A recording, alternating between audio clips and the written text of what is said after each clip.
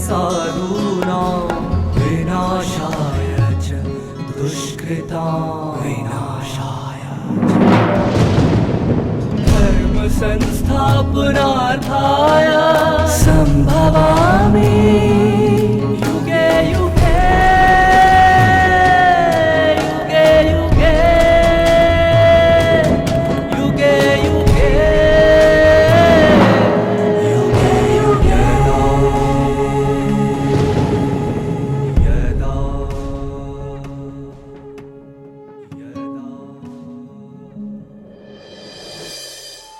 विपरीत परिस्थितियों अनुसार स्वयं को ढाल कर चलने से हमें उन परिस्थितियों का सामना करने में सहजता महसूस होगी।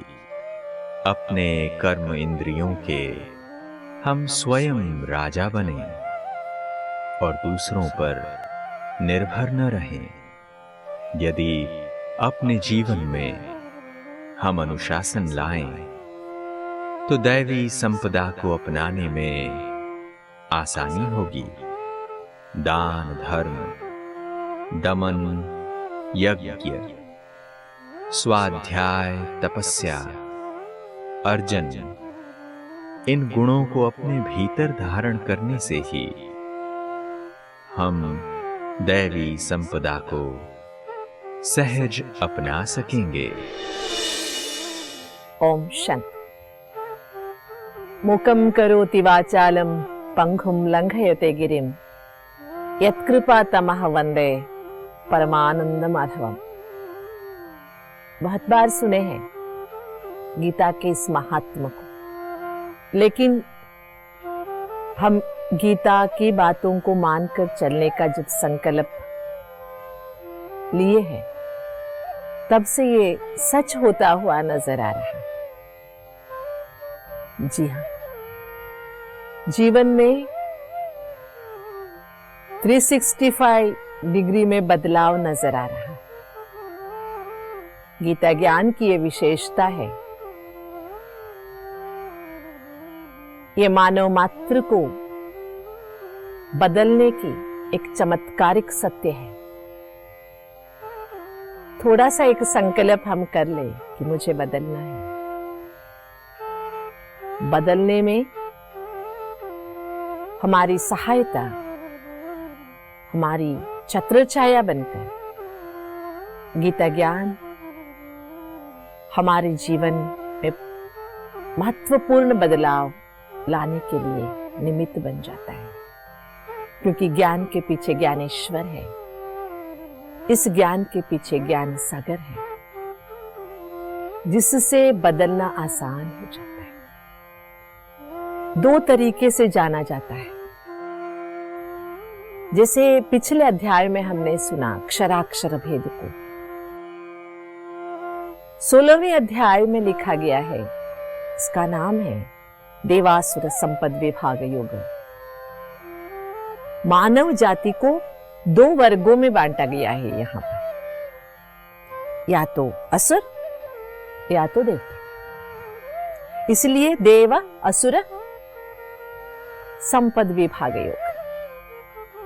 आपको आश्चर्य लगेगा कि आसुरी गुणों को या शक्तियों को भी संपत्ति क्यों कहा गया है।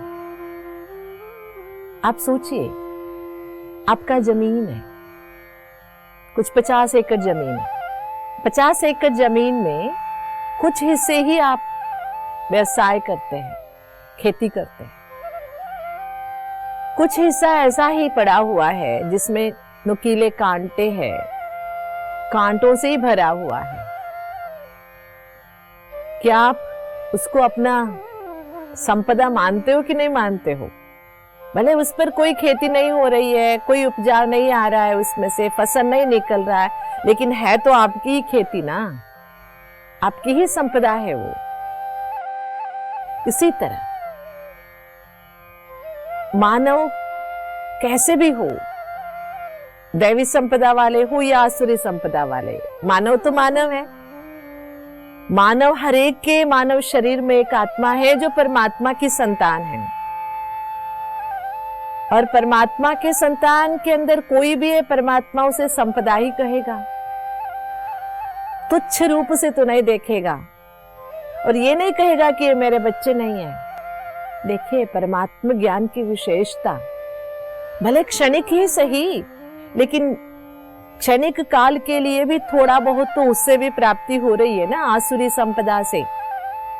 जब मानव आसुरी संपदा को अपना लेता है तो असुर या राक्षस कहलाता है, और वही मानव अगर दैवी संपदा को अपना लेता है तो देवता कहलाता है। कईयों के मन में इस अध्याय के बारे में प्रश्न उठता है कि भगवान ने मानव जीवन के लिए कुछ क्यों नहीं कहा, केवल आसुरी और देवी संपदा के बारे में बताया, क्योंकि दोनों मानव ही है, चाहे असुर चाहे देवता। इसी की स्पष्टता है इस अध्याय में। कई आचार्य इसको ऐसे स्पष्ट करते, मानव माना थोड़ा असुर थोड़ा दैवी संपदा का मिश्रण है, ऐसे नहीं है, बिल्कुल नहीं है। देवता भी मानव है, असुर भी मानव है।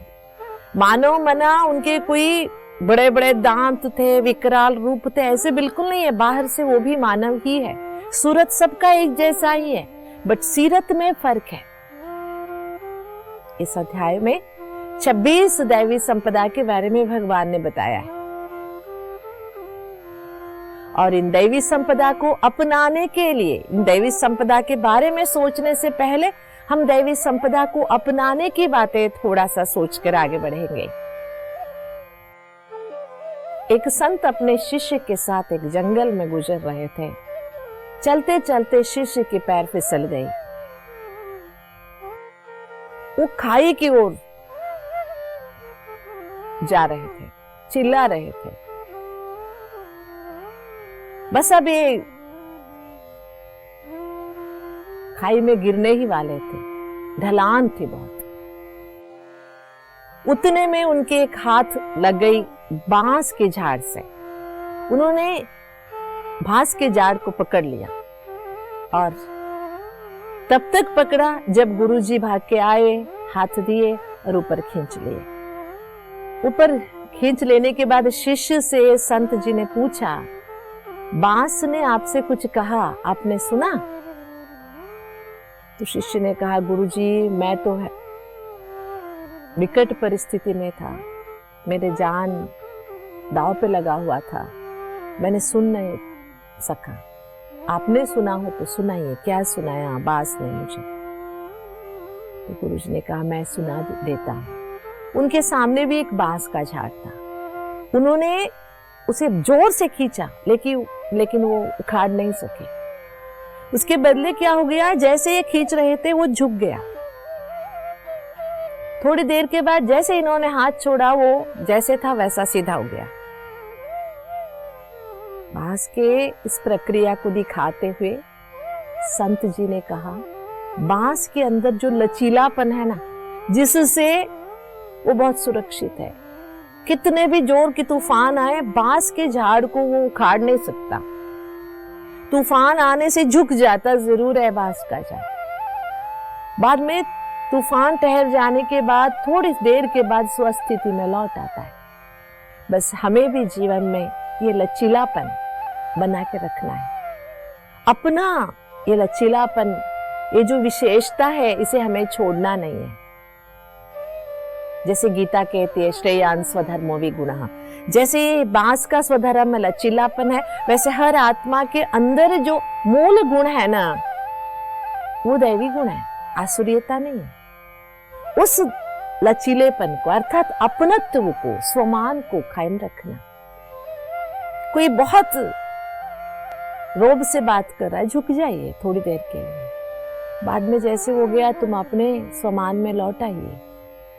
वो चिल्ला रहा है तो हम भी चिल्लाए, इससे क्या मतलब है? कितना सुंदर ये जीवन का पाठ है,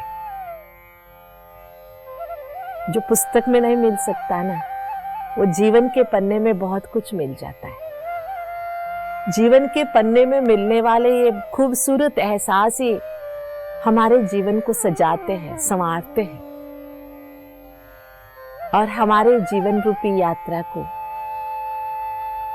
यादगार बना देते हैं। तो चलिए, देवासुर संपद विभाग योग में जो पहले 3 श्लोकों में भगवान ने 26 गुणों के बारे में कहा है, तो पहला श्लोक सुनते हुए उन गुणों की थोड़ी सी विस्तार को भी जानने का कोशिश करेंगे।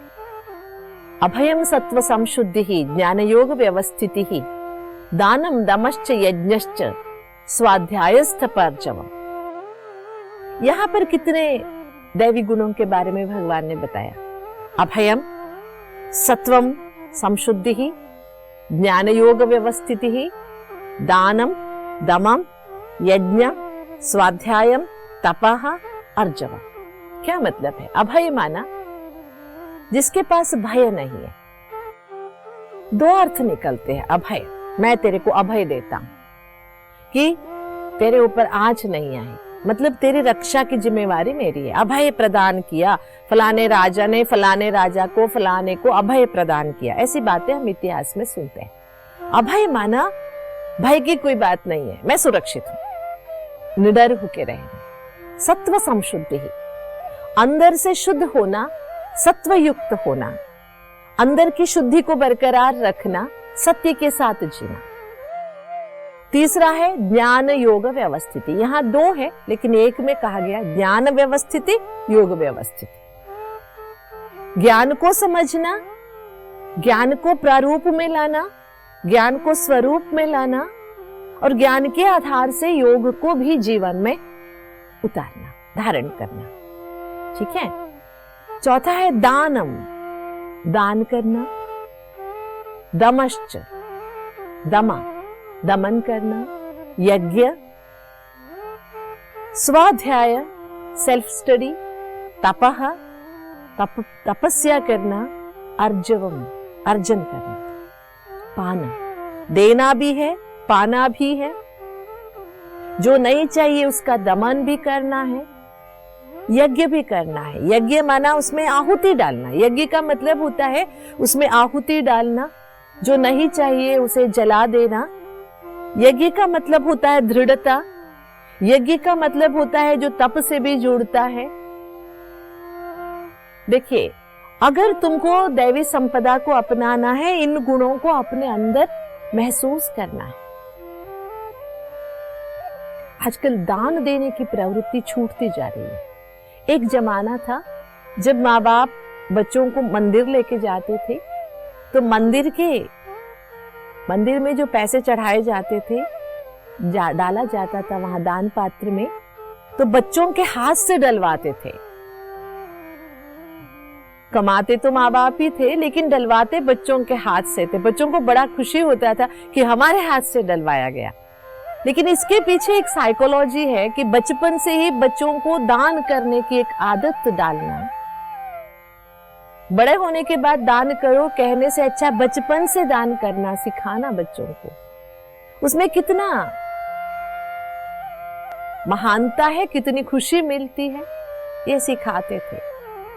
और बचपन से ही देखिए, एक छोटे से पिल्ली को देखा, उसे कैसे संभालना, या गाय का बछड़ा है, ये किसी को रक्षा देने में, सुरक्षित रखने में कितने एक सुकून मिलता है, उसकी महसूसता कराते थे बच्चों में। आजकल न गाय है, न बछड़ा है, न कोई ऐसी भावना है। लेकिन भगवान तो है ना, कोई माहौल ऐसा नहीं है, लेकिन भगवान तो है रास्ता दिखाने वाला। यह है दैवी संपदा। इन दैवी संपदा को हम अपने जीवन में अपनाते चले। और आगे चलकर कौन सी देवी संपदा की बातें करते हैं भगवान? अहिंसा। देखिए, अहिंसा, सत्यम, क्रोध, त्याग, शांति, अपैशुनम, दया, भूतेष्व लोलुप्त्वम, मार्दवम, ह्रीरचापलम। अहिंसा, जो गीता को हिंसा प्रचोदक कहते हैं, वो ऐसे श्लोकों को सुनना चाहिए, उनको समझना चाहिए। जबकि गीता में भगवान का ऐसे बातें लिखे गए हैं कि अहिंसा एक दैवी संपदा है। तो भगवान गुणों का सागर दैवी संपदा के विपरीत हिंसा प्रेरित कैसे करेगा, बताइए। और आगे चलकर कहते हैं अहिंसा में भी 2 प्रकार है, हम सभी जानते हैं। एक है स्थूल हिंसा करना, किसी को मारना, मरवाना, पीटना, दुख देना। दूसरा है काम विकार, भी एक हिंसा है,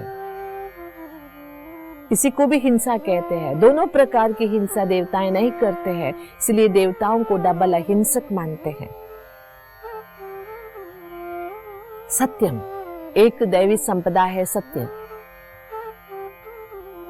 अक्रोधः, यहां पर अक्रोध का मतलब क्या है? क्योंकि आगे शांति भी कही गई है।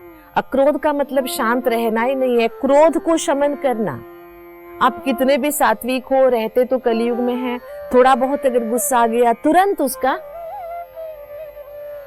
शमन कर देना, उसको वहीं समेट लेना। सत्यम अक्रोधः त्यागः। आजकल हमारा त्याग कैसा है, दान कैसा है, ये तो हम सभी जानते हैं। कई बार हम इसके बारे में बातें भी कर चुके हैं। एक व्यक्ति था, गेहूं पीस कर आ रहा था घर में रोटी बनाने के लिए। टोकरी में आटा भरा हुआ था, उसका ढक्कन लाना भूल गया था टोकरी का। जोर से हवा का झोंका चला तो आटा उड़ जाने लगा। अब इसके हाथ में तो नहीं था, हवा को तो रोक नहीं सकता था, क्या करे? तभी मन में ख्याल आया, उसने कहा जो उड़ जा रहा है ना, जो आटा उड़ के जा रहा है वो कृष्णार्पणम, वो कृष्णार्पणम। समझ में आया आप सभी को? क्योंकि वैसे तो वो रोक नहीं सकता था, जो उड़ के जा रहा है उसे कृष्णार्पण कर देता हूं। ऐसी है हमारे त्याग की परंपरा। जो हमारे हाथ नहीं लगते हैं, जैसे कहते हैं जो अंगूर नहीं मिला वो खट्टा साबित कर दिया, ऐसी है हमारी। ये आसुरी संपदा, ये दैवी संपदा बिल्कुल नहीं है।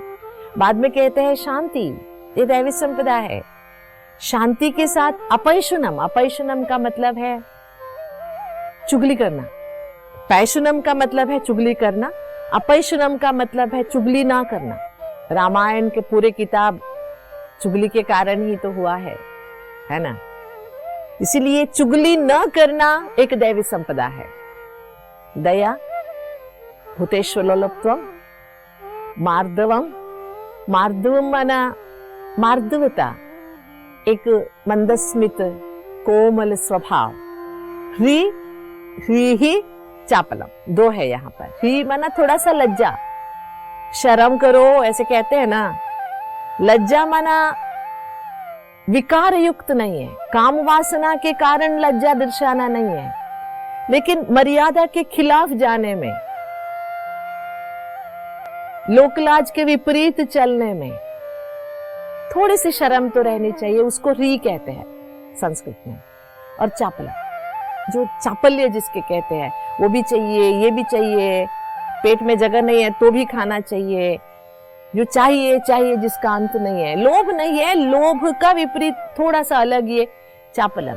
वीर चापलम ये क्या कहता है? अचापलम आ गया यहाँ। री अचापलम मतलब चापल्य नहीं रखना। तेजः क्षमा धृति शौचम द्रोहो नातिमानिता भवन्ति संपदम दैवी अभिजातस्य भारत, है ना? तीनों श्लोकों में मिलकर 26 गुण हो गए। तेजः, क्षमा, धृति ही माना धर्म के अनुसार चलना, सहनशील होना, दृढ़ता को बनाए रखना। शौचम माना स्वच्छता, अंदर बाहर से। अद्रोहम, किसी को द्रोह नहीं करना, किसी को धोखा नहीं देना। ये भवन्ति संपदाम दैवीम अभिजातस्य भारत, जो दैवी अभिजातस्य मतलब जिसका दैवी जीवन है, दैवी जन्म है, उनमें ये सारे दैवी गुण मौजूद होते हैं। हम एक बार अपने आप को चेक करें। जो भगवान कह रहे हैं ये सारे अवगुणों के विपरीत गुण। देखिए यहाँ भगवान कहते समय सीधा सीधा नहीं, कई ऑपोजिट वर्ड्स के रूप में भी, न अतिमानिता, अद्रोह, अक्रोध, अचापलम, ऐसी बातों का उपयोग किया है।